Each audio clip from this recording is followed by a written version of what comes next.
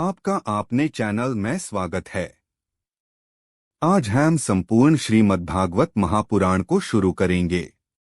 प्रथम स्कंध है परीक्षित की दिग्विजय तथा धर्म और पृथ्वी का संवाद। सूत जी कहते हैं, शौनक जी, पांडवों के महाप्रयाण के पश्चात भगवान के परम भक्त राजा परीक्षित श्रेष्ठ ब्राह्मणों की शिक्षा के अनुसार पृथ्वी का शासन करने लगे। उनके जन्म के समय ज्योतिषियों ने उनके संबंध में जो कुछ कहा था, वास्तव वे सभी महान गुण उनमें विद्यमान थे। उन्होंने उत्तर की पुत्री इरावती से विवाह किया। उससे उन्होंने जन्मेजय आदि 4 पुत्र उत्पन्न किया तथा कृपाचार्य को आचार्य बनाकर उन्होंने गंगा के तट पर 3 अश्वमेध यज्ञ किए, जिनमें ब्राह्मणों को पुष्कल दक्षिणा दी गई।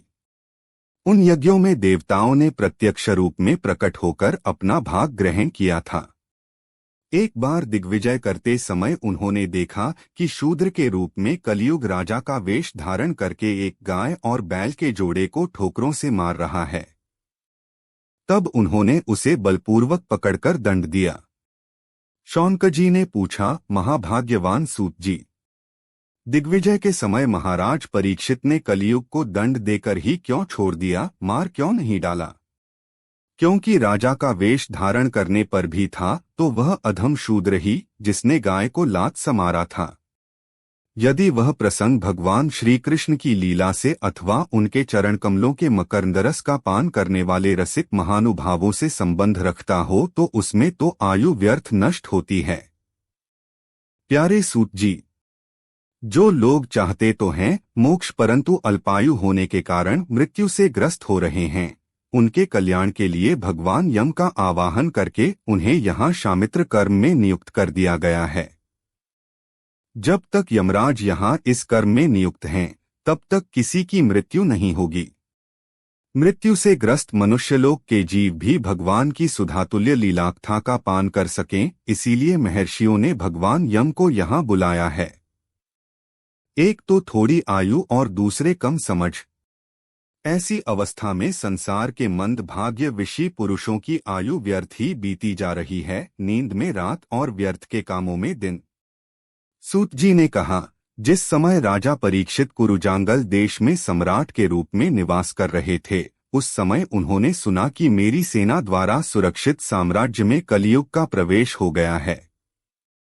इस समाचार से उन्हें दुख तो अवश्य हुआ, परंतु यह सोचकर कि युद्ध करने का अवसर हाथ लगा, वे उतने दुखी नहीं हुए। इसके बाद युद्धवीर परीक्षित ने धनुष हाथ में ले लिया। वे श्यामवर्ण के घोड़ों से जुते हुए, सिंह की ध्वजा वाले सुसज्जित रथ पर सवार होकर दिग्विजय करने के लिए नगर से बाहर निकल पड़े। उस समय रथ, हाथी, घोड़े और पैदल सेना उनके साथ साथ चल रही थी। उन्होंने भद्राश्व, केतुमाल, भारत, उत्तर कुरु और किमपुरुष आदि सभी वर्षों को जीतकर वहां के राजाओं से भेंट ली। उन्हें उन देशों में सर्वत्र अपने पूर्वज महात्माओं का सुयश सुनने को मिला।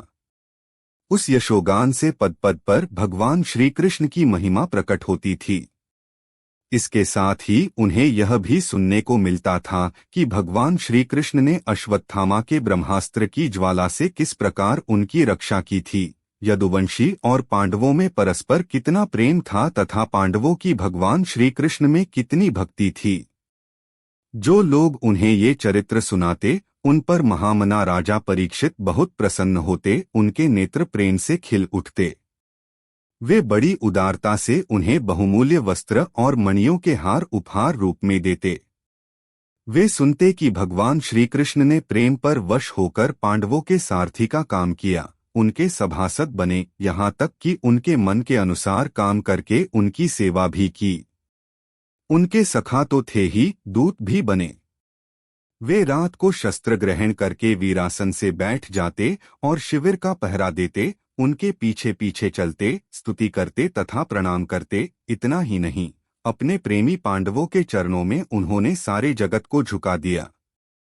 तब परीक्षित की भक्ति भगवान श्री कृष्ण के चरण कमलों में और भी बढ़ जाती। इस प्रकार वे दिन दिन पांडवों के आचरण का अनुसरण करते हुए दिग्विजय कर रहे थे। उन्हीं दिनों उनके शिविर से थोड़ी ही दूर पर एक आश्चर्यजनक घटना घटी। वह मैं आपको सुनाता हूँ। धर्म बैल का रूप धारण करके एक पैर से घूम रहा था। एक स्थान पर उसे गाय के रूप में पृथ्वी मिली। पुत्र की मृत्यु से दुहखिनी माता के समान उसके नेत्रों से आंसुओं के झरने झर रहे थे। उसका शरीर श्रीहीन हो गया था। धर्म पृथ्वी से पूछने लगा। धर्म ने कहा, कल्याणी, कुशल से तो हो न? तुम्हारा मुख कुछ कुछ मलिन हो रहा है। तुम श्रीहीन हो रही हो, मालूम होता है तुम्हारे हृदय में कुछ न कुछ दुख अवश्य है। क्या तुम्हारा कोई संबंधी दूर देश में चला गया है, जिसके लिए तुम इतनी चिंता कर रही हो? कहीं तुम मेरी तो चिंता नहीं कर रही हो कि अब इसके 3 पैर टूट गए, एक ही पैर रह गया है? संभव है तुम अपने लिए शोक कर रही हो कि अब शूद्र तुम्हारे ऊपर शासन करेंगे। तुम्हें इन देवताओं के लिए भी खेद हो सकता है जिन्हें अब यज्ञों में आहुति नहीं दी जाती, अथवा उस प्रजा के लिए भी जो वर्षा न होने के कारण अकाल एवं दुर्भिक्ष से पीड़ित हो रही है। देवी, क्या तुम राक्षस सरीखे मनुष्यों के द्वारा सताई हुई आरक्षित स्त्रियों एवं 8 बालकों के लिए शोक कर रही हो? संभव है विद्या अब कुकर्मी ब्राह्मणों के चंगुल में पड़ गई है और ब्राह्मण विप्रद्रोही राजाओं की सेवा करने लगे हैं, और इसी का तुम्हें दुख हो। आज के नाम मात्र के राजा तो 16 आने कलियुगी हो गए हैं। उन्होंने बड़े बड़े देशों को भी उजाड़ डाला है। क्या तुम उन राजाओं या देशों के लिए शोक कर रही हो? आज की जनता खानपान, वस्त्र, स्नान और स्त्री सहवास आदि में शास्त्रीय नियमों का पालन न करके स्वेच्छाचार कर रही है। क्या इसके लिए तुम दुखी हो? माँ पृथ्वी, अब समझ में आया, उन्हों तुम्हें भगवान श्री कृष्ण की याद आ रही होगी, क्योंकि उन्होंने तुम्हारा भार उतारने के लिए ही अवतार लिया था और ऐसी लीलाएं की थीं जो मोक्ष का भी अवलंबन हैं। अब उनके लीला संवरण कर लेने पर उनके परित्याग से तुम दुखी हो रही हो। देवी, तुम तो धनरत्नों की खान हो। तुम अपने क्लेश का कारण, जिससे तुम इतनी दुर्बल हो गई हो, मुझे बतलाओ। मालूम होता है बड़े बड़े बलवानों को भी हरा देने वाले काल ने देवताओं के द्वारा वंदनीय तुम्हारे सौभाग्य को छीन लिया है। पृथ्वी ने कहा, धर्म, तुम मुझसे जो कुछ पूछ रहे हो वह सब स्वयं जानते हो। जिन भगवान के सहारे तुम सारे संसार को सुख पहुंचाने वाले अपने चारों चरणों से युक्त थे, जिनमें सत्य, पवित्रता, दया, क्षमा, त्याग, संतोष, सरलता, शम, दम, तप, समता, तितिक्षा, उपरति, शास्त्र विचार, ज्ञान, वैराग्य, ऐश्वर्य, वीरता, तेज, बल, स्मृति, स्वतंत्रता, कौशल, कांति, धैर्य, कोमलता, निर्भीकता, विनय, शील, साहस, उत्साह, बल, सौभाग्य, गंभीरता, स्थिरता, आस्तिकता, कीर्ति, गौरव और निरहंकारता, ये 39 अपराकृत गुण तथा महत्वाकांक्षी पुरुषों के द्वारा वांछनीय शरणागत वत्सलता आदि और भी बहुत से महान गुण उनकी सेवा करने के लिए नित्य निरंतर निवास करते हैं, एक क्षण के लिए भी उनसे अलग नहीं होते। उन्हीं समस्त गुणों के आश्रय सौंदर्यधाम भगवान श्री कृष्ण ने इस समय इस लोक से अपनी लीला संवरण कर ली और यह संसार पापमय कलियुग की कुदृष्टि का शिकार हो गया। यही देखकर मुझे बड़ा शोक हो रहा है। अपने लिए देवताओं में श्रेष्ठ तुम्हारे लिए देवता, पितर, ऋषि, साधु और समस्त वर्णों तथा आश्रमों के मनुष्यों के लिए मैं शोकग्रस्त हो रही हूँ। जिनका कृपा कटाक्ष प्राप्त करने के लिए ब्रह्मा आदि देवता भगवान के शरणागत होकर बहुत दिनों तक तपस्या करते रहे, वही लक्ष्मी जी अपने निवास स्थान कमलवन का परित्याग करके बड़े प्रेम से जिनके चरण कमलों की सुभग छत्रछाया का सेवन करती हैं, उन्हीं भगवान के कमल, वज्र, अंकुश, ध्वजा आदि चिन्हों से युक्त श्री चरणों से विभूषित होने के कारण मुझे महान वैभव प्राप्त हुआ था और मेरी तीनों लोकों से बढ़कर शोभा हुई थी, परंतु मेरे सौभाग्य का अब अंत हो गया। भगवान ने मुझ अभागिनी को छोड़ दिया। मालूम होता है मुझे अपने सौभाग्य पर गर्व हो गया था, इसीलिए उन्होंने मुझे यह दंड दिया है। तुम अपने 3 चरणों के कम हो जाने से मन ही मन कुढ़ रहे थे, आथ अपने पुरुषार्थ से तुम्हें अपने ही अंदर पुनः सब अंगों से पूर्ण एवं स्वस्थ कर देने के लिए वे अत्यंत रमणीय श्याम सुंदर विग्रह से यदुवंश में प्रकट हुए और मेरे बड़ी भारी भार को, जो असुरवंशी राजाओं की सैकड़ों अक्षौहिणियों के रूप में था, नष्ट कर डाला, क्योंकि वे परम स्वतंत्र थे, जिन्होंने अपनी प्रेम भरी चितवन, मनोहर मुस्कान और मीठी मीठी बातों से सत्यभामा आदि मधुमेही मानिनियों के मान के साथ धीरज को भी छीन लिया था और जिनके चरण कमलों के स्पर्श से मैं निरंतर आनंद से पुलकित रहती थी, उन पुरुषोत्त भगवान श्री कृष्ण का विरह भला कौन सह सकती है। धर्म और पृथ्वी इस प्रकार आपस में बातचीत कर ही रहे थे कि उसी समय राजर्षि परीक्षित पूर्व वाहिनी सरस्वती के तट पर आ पहुंचे। महाराज परीक्षित के द्वारा कलियुग का दमन। सूत जी कहते हैं, शौनक जी, वहां पहुंचकर राजा परीक्षित ने देखा कि एक राजवेशधारी शूद्र हाथ में डंडा लिए हुए है और गायबैल के जोड़े को इस तरह पीटता जा रहा है जैसे उनका कोई स्वामी ही न हो। वह कमलतंतु के समान श्वेत रंग का बैल एक पैर से खड़ा कांप रहा था तथा शूद्र की ताड़ना से पीड़ित और भयभीत होकर मूत्र त्याग कर रहा था। धर्मोपयोगी दूध, घी आदि हविष्य पदार्थों को देने वाली वह गाय भी बार बार शूद्र के पैरों की ठोकरें खाकर अत्यंत दीन हो रही थी। एक तो वह स्वयं ही दुबली पतली थी, दूसरे उसका बछड़ा भी उसके पास नहीं था। उसे भूख लगी हुई थी और उसकी आंखों से आंसू बहते जा रहे थे। स्वर्णचटित रथ पर चढ़े हुए राजा परीक्षित ने अपना धनुष चढ़ाकर मेघ के समान गंभीर वाणी से उसको ललकारा, अरे तू कौन है जो बलवान होकर भी मेरे राज्य के इन दुर्बल प्राणियों को बलपूर्वक मार रहा है। तूने नट की भांति वेश तो राजा का सा बना रखा है, परंतु कर्म से तू शूद्र जान पड़ता है। हमारे दादा अर्जुन के साथ भगवान श्री कृष्ण के परमधाम पधार जाने पर इस प्रकार निर्जन स्थान इन निरपराधों पर प्रहार करने वाला तू अपराधो है, आत्म वध के योग्य है। उन्होंने धर्म से पूछा, कमलनाल के समान आपका श्वेतवर्ण है, 3 पैर न होने पर भी आप एक ही पैर से चलते फिरते हैं। यह देखकर मुझे बड़ा कष्ट हो रहा है। बतलाइए, आप क्या बैल के रूप में कोई देवता हैं? अभी यह भूमंडल कुरुवंशी नरपतियों के बाहुबल से सुरक्षित है। इसमें आपके सिवा और किसी भी प्राणी की आंखों से शोक के आंसू बहते मैंने नहीं देखे। धेनुपुत्र, अब आप शोक न करें, इस शूद्र से निर्भय हो जाए। गोमाता, मैं दुष्टों को दंड देने वाला हूं, अब आप रोए नहीं, आपका कल्याण हो। देवी, जिस राजा के राज्य में दुष्टों के उपद्रव से सारी प्रजा त्रस्त रहती है, उस मतवाले राजा की कीर्ति, आयु, ऐश्वर्य और परलोक नष्ट हो जाते हैं। राजाओं का परम धर्म यही है कि वे दुहखियों का दुहख दूर करें। यह महादुष्ट और प्राणियों को पीड़ित करने वाला है। आठ मैं अभी इसे मार डालूंगा। सुरभिनंदन, आप तो 4 पैर वाले जीव हैं, आपके 3 पैर किसने काट डाले? श्री कृष्ण के अनुयायी राजाओं के राज्य में कभी कोई भी आपकी तरह दुहखी न हो। वृषभ, आपका कल्याण हो।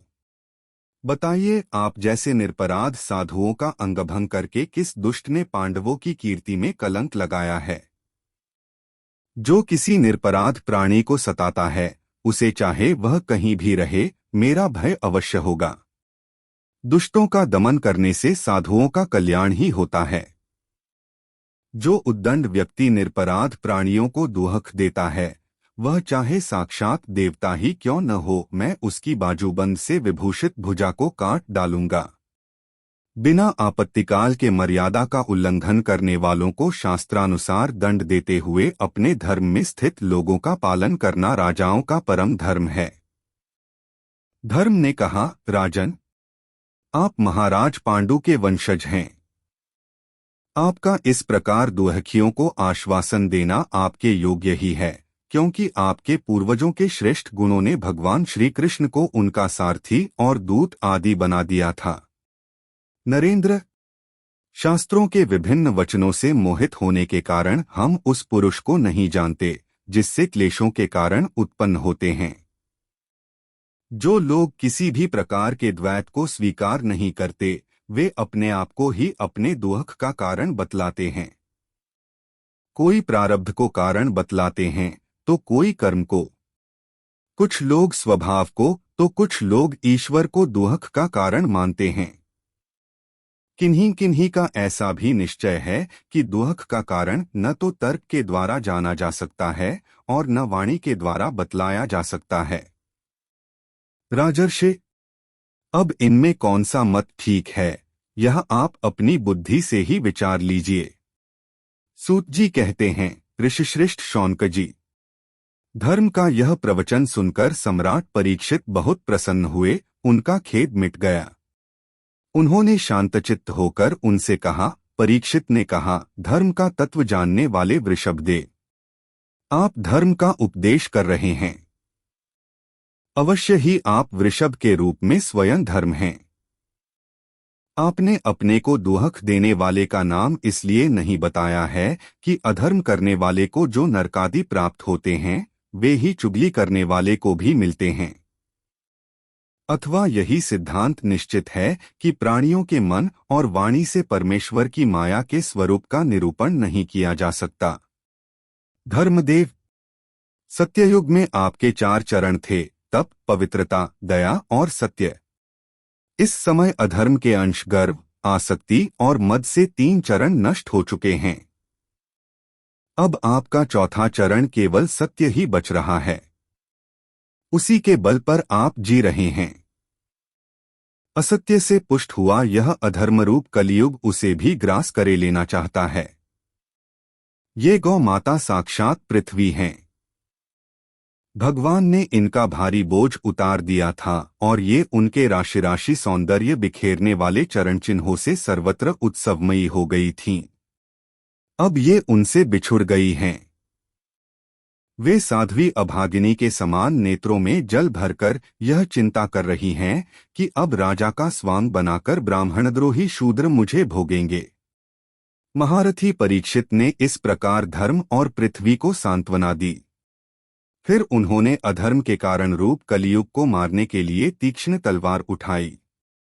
कलियुग ताड़ गया कि ये तो अब मुझे मार ही डालना चाहते हैं। आठ झटपट उसने अपने राजचिन्ह उतार डाले और भयविह्वल होकर उनके चरणों में अपना सिर रख दिया। परीक्षित बड़े यशस्वी, दीनवत्सल और शरणागत रक्षक थे। उन्होंने जब कलियुग को अपने पैरों पर पड़े देखा तो कृपा करके उसको मारा नहीं, अपितु हंसते हुए से उससे कहा। परीक्षित बोले, जब तू हाथ जोड़कर शरण आ गया तब अर्जुन के यशस्वी वंश में उत्पन्न हुए किसी भी वीर से तुझे कोई भय नहीं है। परंतु तू अधर्म का सहायक है, इसलिए तुझे मेरे राज्य में बिल्कुल नहीं रहना चाहिए। तेरे राजाओं के शरीर में रहने से ही लोभ, झूठ, चोरी, दुष्टता, स्वधर्मत्याग, दरिद्रता, कपट, कलह, दंभ और दूसरे पापों की बढ़ती हो रही है। आठ अधर्म के साथी, इस ब्रह्मावर्त में तू एक क्षण के लिए भी न ठहरना, क्योंकि यह धर्म और सत्य का निवास स्थान है। इस क्षेत्र में यज्ञ विधि जानने वाले महात्मा यज्ञों के द्वारा यज्ञ पुरुष भगवान की आराधना करते रहते हैं। इस देश में भगवान श्रीहरि यज्ञों के रूप में निवास करते हैं। यज्ञों के द्वारा उनकी पूजा होती है और वे यज्ञ करने वालों का कल्याण करते हैं। वे सर्वात्मा भगवान वायु की भांति समस्त चराचर जीवों के भीतर और बाहर एकरस स्थित रहते हुए उनकी कामनाओं को पूर्ण करते रहते हैं। सूत जी कहते हैं, परीक्षित की आज्ञा सुनकर कलियुग सिहर उठा। यमराज के समान मारने के लिए उद्यत हाथ में तलवार लिए हुए परीक्षित से वह बोला। कलि ने कहा, सार्वभौम, आपकी आज्ञा से जहाँ कहीं भी मैं रहने का विचार करता हूँ वहीं देखता हूँ कि आप धनुष पर बाण चढ़ाए खड़े हैं। धार्मिक शिरोमणे, आप मुझे वह स्थान बतलाइए जहाँ मैं आपकी आज्ञा का पालन करता हुआ स्थिर होकर रह सकूं। सूत जी कहते हैं, कलियुग की प्रार्थना स्वीकार करके राजा परीक्षित ने उसे 4 स्थान दिए: दुत, मददपान, स्त्रीसंग और हिंसा। इन स्थानों में क्रमशः असत्य, मद, आसक्ति और निर्दयता, ये 4 प्रकार के अधर्म निवास करते हैं। उसने और भी स्थान मांगे। तब समर्थ परीक्षित ने उसे रहने के लिए एक और स्थान सुवर्ण धन दिया। इस प्रकार कलयुग के 5 स्थान हो गए: झूठ, मद, काम, वैर और रजोगुण। परीक्षित के दिए हुए इन्हीं 5 स्थानों में अधर्म का मूल कारण कली उनकी आज्ञाओं का पालन करता हुआ निवास करने लगा। इसलिए आत्मकल्याणकामी पुरुष को इन 5 स्थानों का सेवन कभी नहीं करना चाहिए। धार्मिक राजा, प्रजा वर्ग के लौकिक नेता और धर्मोपदेष्टा गुरुओं को तो बड़ी सावधानी से इनका त्याग करना चाहिए। राजा परीक्षित ने इसके बाद वृषभ रूप धर्म के 3 चरण तपस्या, शौच और दया जोड़ दिए और आश्वासन देकर पृथ्वी का संवर्धन किया। वे ही महाराजा परीक्षित इस समय अपने राजसिंहासन पर, जिसे उनके पितामह महाराज युधिष्ठिर ने वन में जाते समय उन्हें दिया था, विराजमान हैं। वे परम यशस्वी सौभाग्य भाजन चक्रवर्ती सम्राट राजर्षि परीक्षित इस समय हस्तिनापुर में कौरवकुल की राज्यलक्ष्मी से शोभायमान हैं। अभिमन्युनंदन राजा परीक्षित वास्तव में ऐसे ही प्रभावशाली हैं, जिनके शासनकाल में आप लोग इस दीर्घकालीन यज्ञ के लिए दीक्षित हुए हैं। महाराज परीक्षित के द्वारा कलियुग का दमन, राजा परीक्षित को श्रृंगी ऋषि का शाप। सूत जी कहते हैं, अद्भुत कर्मा भगवान श्री कृष्ण की कृपा से राजा परीक्षित अपनी माता की कोख में अश्वत्थामा के ब्रह्मास्त्र से जल जाने पर भी मरे नहीं। जिस समय ब्राह्मण के शाप से उन्हें डसने के लिए तक्षक आया, उस समय वे प्राण नाश के महान भय से भयभीत नहीं हुए, क्योंकि उन्होंने अपना चित्त भगवान श्री कृष्ण के चरणों में समर्पित कर रखा था। उन्होंने सबकी आसक्ति छोड़ दी, गंगा तट पर जाकर श्री शुकदेव जी से उपदेश ग्रहण किया और इस प्रकार भगवान के स्वरूप को जानकर अपने शरीर को त्याग दिया। जो लोग भगवान श्री कृष्ण की लीला कथा कहते रहते हैं, उस कथामृत का पान करते रहते हैं और इन दोनों ही साधनों के द्वारा उनके चरणकमलों का स्मरण करते रहते हैं, उन्हें अंतकाल में भी मोह नहीं होता। जब तक पृथ्वी पर अभिमन्युनंदन महाराज परीक्षित सम्राट रहे, तब तक चारों ओर व्याप्त हो जाने पर भी कलियुग का कुछ भी प्रभाव नहीं था। वैसे तो जिस दिन, जिस क्षण श्री कृष्ण ने पृथ्वी का परित्याग किया, उसी समय पृथ्वी में अधर्म का मूल कारण कलियुग आ गया था। भ्रमर के समान सारग्राही सम्राट परीक्षित कलियुग से कोई द्वेष नहीं रखते थे, क्योंकि इसमें वह एक बहुत बड़ा गुण है कि पुण्य कर्म तो संकल्प मात्र से ही फलीभूत हो जाते हैं, परंतु पाप कर्म का फल शरीर से करने पर ही मिलता है, संकल्प मात्र से नहीं। ये भेड़िए के समान बालकों के प्रति शूरवीर और धीर वीर पुरुषों के लिए बड़ा भीरु है। वह प्रमादी मनुष्यों को अपने वश में करने के लिए ही सदा सावधान रहता है।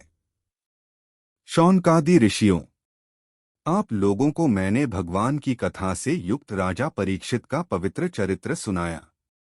आप लोगों ने यही पूछा था। भगवान श्री कृष्ण कीर्तन करने योग्य बहुत सी लीलाएं करते हैं, इसलिए उनके गुण और लीलाओं से संबंध रखने वाली जितनी भी कथाएं हैं, कल्याणकामी पुरुषों को उन सबका सेवन करना चाहिए। ऋषियों ने कहा, सौम्य स्वभाव सूत जी, आप युग युग जिएं, क्योंकि मृत्यु के प्रवाह में पड़े हुए हम लोगों को आप भगवान श्री कृष्ण की अमृतमयी उज्ज्वल कीर्ति का श्रवण कराते हैं। यज्ञ करते करते उसके धुएं से हम लोगों का शरीर धूमिल हो गया है, फिर भी इस कर्म का कोई विश्वास नहीं है। इधर आप तो वर्तमान में ही भगवान श्री कृष्णचंद्र के चरण कमलों का मादक और मधुर मधु पिलाकर हमें तृप्त कर रहे हैं। भागवत प्रेमी भक्तों के लवमात्र के सत्संग से स्वर्ग एवं मोक्ष की भी तुलना नहीं की जा सकती, फिर मनुष्यों के तुच्छ भोगों की तो बात ही क्या है। ऐसा कौन रसमर्मज्ञ होगा जो महापुरुषों के एकमात्र जीवन सर्वस्व श्री कृष्ण की लीलाकथाओं से तृप्त ही जाए। समस्त प्राकृत गुणों से का पार तो ब्रह्मा, शंकर आदि बड़े बड़े योगेश्वर भी नहीं पा सके। विद्वान, आप भगवान को ही अपने जीवन का ध्रुवतारा मानते हैं। इसलिए आप सत्पुरुषों के एकमात्र आश्रय भगवान के उदार और विशुद्ध चरित्रों का हम श्रद्धालु श्रोताओं के लिए विस्तार से वर्णन कीजिए। भगवान के परम प्रेमी महाबुद्धि परीक्षित ने श्री शुकदेव जी के उपदेश किए हुए जिस ज्ञान से मोक्षस्वरूप भगवान के चरण कमलों को प्राप्त किया, आप कृपा करके उसी ज्ञान और परीक्षित के परम पवित्र उपाख्यान का वर्णन कीजिए, क्योंकि उसमें कोई बात छिपाकर नहीं कही गई होंगी और भगवत प्रेम की अद्भुत योगनिष्ठा का निरूपण क्या होगा। उसमें पद पद पर भगवान श्री कृष्ण की लीलाओं का वर्णन हुआ होगा। भगवान के प्यारे भक्तों को वैसा प्रसंग सुनने में बड़ा रस मिलता है। सूत जी कहते हैं, अहो, विलोम जाति में उत्पन्न होने पर भी महात्माओं की सेवा करने के कारण आज हमारा जन्म सफल हो गया, क्योंकि महापुरुषों के साथ बातचीत करने मात्र से ही नीच कुल में उत्पन्न होने की मनोव्यथा शीघ्र ही मिट जाती है। फिर उन लोगों की तो बात ही क्या है जो सत्पुरुषों के एकमात्र आश्रय भगवान का नाम लेते हैं। भगवान की शक्ति अनंत है, वे स्वयं अनंत हैं। वास्तव में उनके गुणों की अनंतता के कारण ही उन्हें अनंत कहा गया है। भगवान के गुणों की समता भी जब कोई नहीं कर सकता, तब उनसे बढ़कर तो कोई हो ही कैसे सकता है। उनके गुणों की यह विशेषता समझाने के लिए इतना कह देना ही पर्याप्त है कि लक्ष्मी जी अपने को प्राप्त करने की इच्छा से प्रार्थना करने वाले ब्रह्मादि देवताओं को छोड़कर भगवान के न चाहने पर भी उनके चरण कमलों की रज का ही सेवन करती हैं। ब्रह्मा जी ने भगवान के चरणों का प्रक्षालन करने के लिए जो जल समर्पित किया था, वही उनके चरण नखों से निकालकर गंगा जी के रूप में प्रवाहित हुआ। यह जल महादेव जी सहित सारे जगत को पवित्र करता है। ऐसी अवस्था में त्रिभुवन में श्री कृष्ण के अतिरिक्त भगवान शब्द का दूसरा और क्या अर्थ हो सकता है। जिनके प्रेम को प्राप्त करके धीर पुरुष बिना किसी हिचक के देहगेह आदि की दृढ़ आसक्ति को छोड़ देते हैं और उस अंतिम परमहंसाश्रम को स्वीकार करते हैं, जिनमें किसी को कष्ट न पहुंचाना और सब ओर से उपशांत हो जाना ही स्वधर्म होता है। सूर्य के समान प्रकाशमान महात्माओं, आप लोगों ने मुझसे जो कुछ पूछा है वह मैं अपनी समझ के अनुसार सुनाता हूँ। जैसे पक्षी अपनी शक्ति के अनुसार आकाश में उड़ते हैं, वैसे ही विद्वान लोग भी अपनी अपनी बुद्धि के अनुसार ही श्री कृष्ण की लीला का वर्णन करते हैं। एक दिन राजा परीक्षित धनुष लेकर वन में शिकार खेलने गए हुए थे। हरिणों के पीछे दौड़ते दौड़ते वे थक गए और उन्हें बड़े जोर की भूख और प्यास लगी। जब कहीं उन्हें कोई जलाशय नहीं मिला, तब वे पास के ही एक ऋषि के आश्रम में घुस गए। उन्होंने देखा कि वहां आंखें बंद करके शांत भाव से एक मुनि आसन पर बैठे हुए हैं। इंद्रिय, प्राण, मन और बुद्धि के अनिरुद्ध हो जाने से वे संसार से ऊपर उठ गए थे। जागृत, स्वप्न, सुषुप्ति तीनों अवस्थाओं से रहित निर्विकार ब्रह्मरूप तुरीय पद में वे स्थित थे। उसका शरीर बिखरी हुई जटाओं से और कृष्ण मृगचर्म से ढका हुआ था। राजा परीक्षित ने ऐसी ही अवस्था में उनसे जल मांगा, क्योंकि प्यास से उनका गला सूखा जा रहा था। जब राजा को वहां बैठने के लिए तिनके का आसन भी न मिला, किसी ने उन्हें पर भूमि पर भी बैठने को न कहा। अर्घ्य और आदर भरी मीठी बातें तो कहाँ से मिलती, तब अपने को अपमानित सा मानकर वे क्रोध के वश हो गए। शौनक जी, वे भूख प्यास से छटपटा रहे थे, इसलिए एकाएक उन्हें ब्राह्मण के प्रति ईर्ष्या और क्रोध हो आया। उनके जीवन में इस प्रकार का यह पहला ही अवसर था। वहां से लौटते समय उन्होंने क्रोधवश धनुष की नोक से एक मरा सांप उठाकर ऋषि के गले में डाल दिया और अपनी राजधानी में चले आए।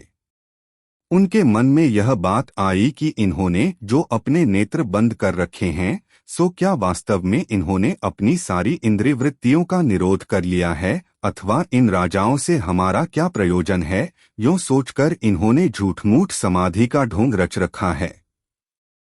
उन शमीक मुनि का पुत्र बड़ा तेजस्वी था। वह दूसरे ऋषि कुमारों के साथ पास ही खेल रहा था। जब उस बालक ने सुना कि राजा मेरे पिता के साथ दुर्व्यवहार किया है, तब वह इस प्रकार कहने लगा, ये नरपति कहलाने वाले लोग उच्छिष्ट भोजी कौओं के समान संडमुसंड होकर कितना अन्याय करने लगे हैं। ब्राह्मणों के दास होकर भी ये दरवाजे पर पहरा देने वाले कुत्ते के समान अपने स्वामी का ही तिरस्कार करते हैं।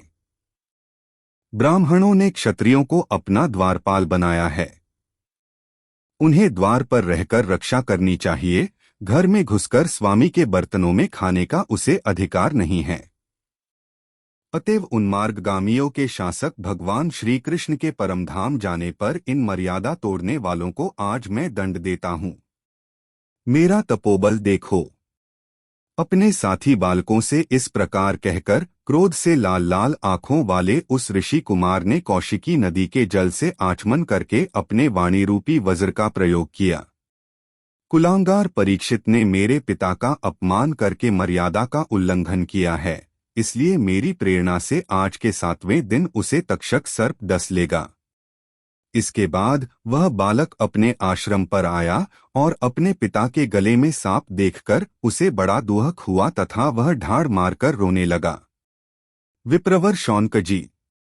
शमीक मुनि ने अपने पुत्र का रोना चिल्लाना सुनकर धीरे धीरे अपनी आंखें खोली और देखा कि उनके गले में एक मरा सांप पड़ा है।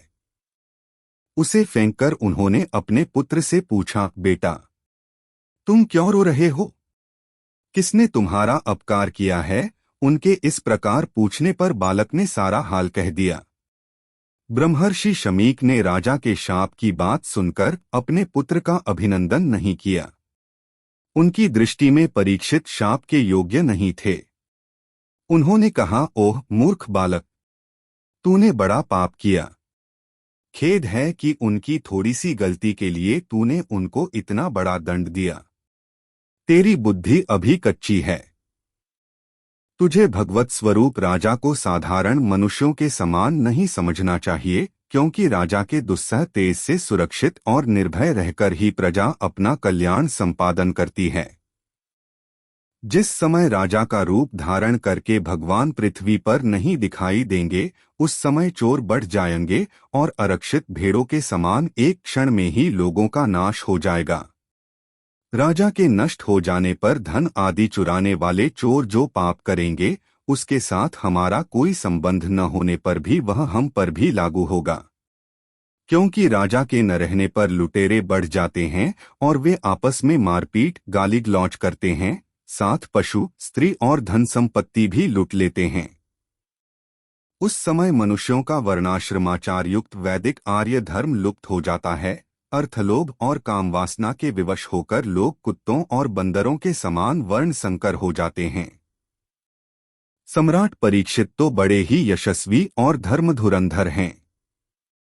उन्होंने बहुत से अश्वमेध यज्ञ किए हैं और वे भगवान के परम प्यारे भक्त हैं। वे ही राजर्षि भूख प्यास से व्याकुल होकर हमारे आश्रम पर आए थे। वे शाप के योग्य कदापि नहीं हैं। इस नासमझ बालक ने हमारे निष्पाप सेवक राजा का अपराध किया है। सर्वात्मा भगवान कृपा करके इसे क्षमा करें। भगवान ने भक्तों में भी बदला लेने की शक्ति होती है, परंतु वे दूसरों के द्वारा किए हुए अपमान, धोखेबाजी, गाली-गलौज, आक्षेप और मारपीट का कोई बदला नहीं लेते। महामुनि शमीक को पुत्र के अपराध पर बड़ा पश्चाताप हुआ। राजा परीक्षित ने जो उसका अपमान किया था, उस पर तो उन्होंने ध्यान ही नहीं दिया। महात्माओं का स्वभाव ही ऐसा होता है कि जगत में जब दूसरे लोग उन्हें सुख दुख आदि द्वंद्वों में डाल देते हैं, तब भी वे प्रायः हर्षित या व्यथित नहीं होते, क्योंकि आत्मा का स्वरूप तो गुणों से सर्वथा परे है। परीक्षित का अनशन व्रत और शुकदेव जी का आगमन।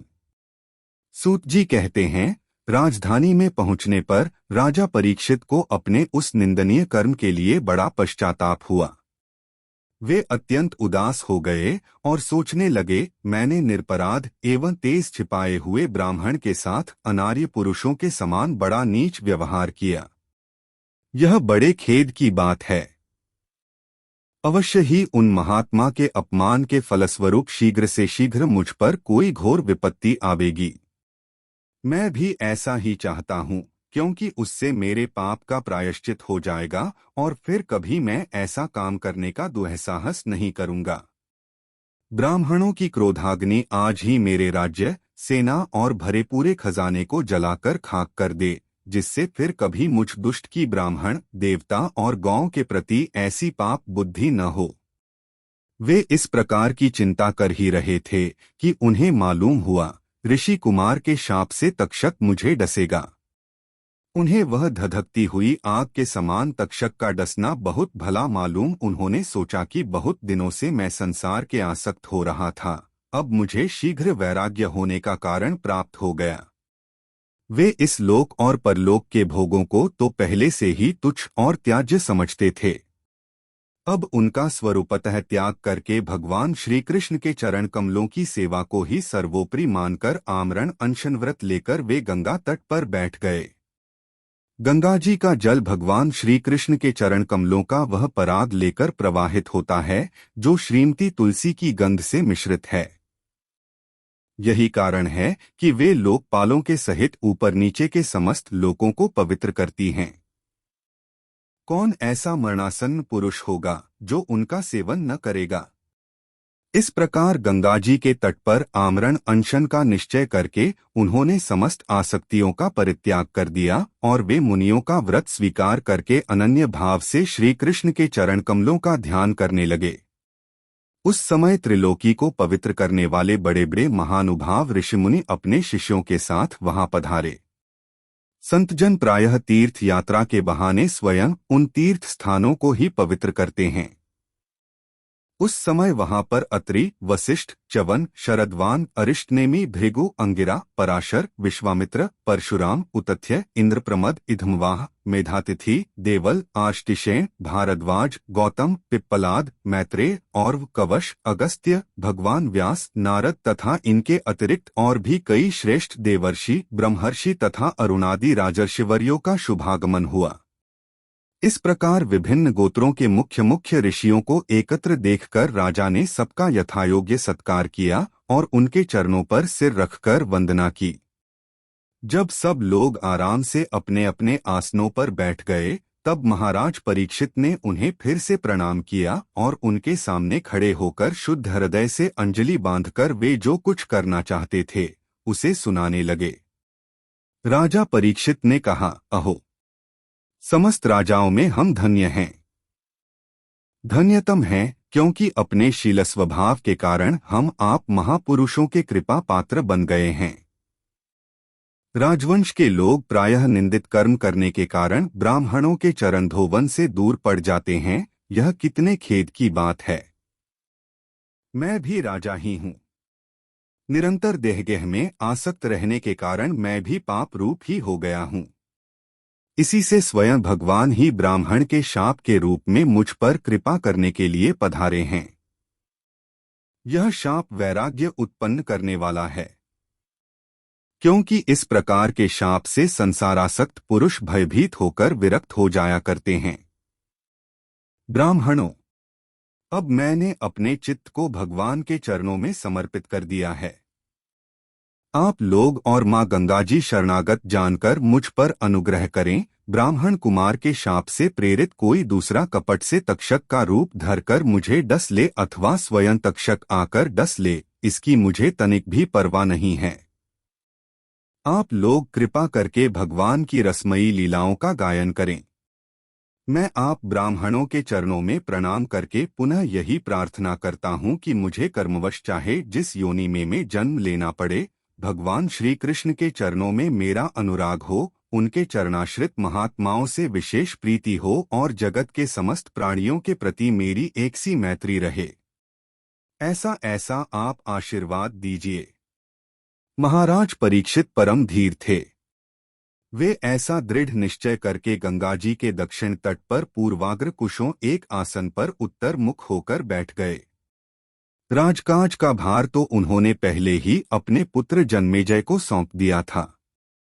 पृथ्वी एक एकछत्र सम्राट परीक्षित जब इस प्रकार आमरण अनशन का निश्चय करके बैठ गए, तब आकाश में स्थित देवता लोग बड़े आनंद से उनकी प्रशंसा करते हुए वहां पृथ्वी पर पुष्पों की वर्षा करने लगे तथा उनके नगारे बार बार बजने लगे। सभी उपस्थित महर्षियों ने परीक्षित के निश्चय की प्रशंसा की और साधु साधु कहकर उनका अनुमोदन किया। ऋषि लोग तो स्वभाव से ही लोगों पर अनुग्रह की वर्षा करते रहते हैं, यही नहीं, उनकी सारी शक्ति लोक पर कृपा करने के लिए ही होती है। उन लोगों ने भगवान श्री कृष्ण के गुणों से प्रभावित परीक्षित के प्रति उनके अनुरूप वचन कहे। राजर्षि शिरोम ने, भगवान श्री कृष्ण के सेवक और अनुयायी आप पांडुवंशियों के लिए यह कोई आश्चर्य की बात नहीं है, क्योंकि आप लोगों ने भगवान की सन्निधि प्राप्त करने की आकांक्षा से उस राज सिंहासन का एक क्षण में ही परित्याग कर दिया, जिसकी सेवा बड़े बड़े राजा अपने मुकुटों से करते थे। हम सब तब तक यहीं रहेंगे जब तक ये भगवान के परम भक्त परीक्षित अपने नश्वर शरीर को छोड़कर माया दोष एवं शोक से रहित भगवत धाम में नहीं चले जाते। ऋषियों के ये वचन बड़े ही मधुर, गंभीर, सत्य और समता से युक्त थे। उन्हें सुनकर राजा परीक्षित ने उन योगयुक्त मुनियों का अभिनंदन किया और भगवान के मनोहर चरित्र सुनने की इच्छा से ऋषियों से प्रार्थना की। महात्माओं, आप सभी सब ओर से यहाँ पधारे हैं। आप सत्य लोक में रहने वाले मूर्तिमान वेदों के समान हैं। आप लोगों का दूसरों पर अनुग्रह करने के अतिरिक्त जो आपका सहज स्वभाव ही है, इस लोक या परलोक में और कोई स्वार्थ नहीं है। विप्रवरों, आप लोगों पर पूर्ण विश्वास करके मैं अपने कर्तव्य के संबंध में यह पूछने योग्य प्रश्न करता हूँ। आप सभी विद्वान परस्पर विचार करके बतलाइए कि सबके लिए सब अवस्थाओं में और विशेष करके थोड़े ही समय में मरने वाले पुरुषों के लिए अंतःकरण और शरीर से करने योग्य विशुद्ध कर्म कौन सा है। उसी समय पृथ्वी पर स्वेच्छा से विचरण करते हुए किसी की कोई अपेक्षा न रखने वाले व्यासनंदन भगवान श्री शुकदेव जी महाराज वहां प्रकट हो गए। वे वर्ण अथवा आश्रम के बाह्य चिन्हों से रहित एवं आत्मानुभूति में संतुष्ट थे। बच्चों और स्त्रियों ने उन्हें घेर रखा था। उनका वेश अवधूत का था। 16 वर्ष की अवस्था थी। चरण, हाथ, जंघा, भुजाएं, कंधे, कपोल और अन्य सब अंग अत्यंत सुकुमार थे। नेत्र बड़े बड़े और मनोहर थे। नासिका कुछ ऊंची थी। कान बराबर थे। सुंदर भौहें थीं, इनसे मुख बड़ा ही शोभायमान हो रहा था। गला तो मानो सुंदर शंख ही था। हंसली ढकी हुई, छाती चौड़ी और उभरी हुई, नाभि भंवर के समान गहरी तथा उदर बड़ा ही सुंदर त्रिवली से युक्त था। लंबी लंबी भुजाएं थीं, मुख पर घुंघराले बाल बिखरे हुए थे।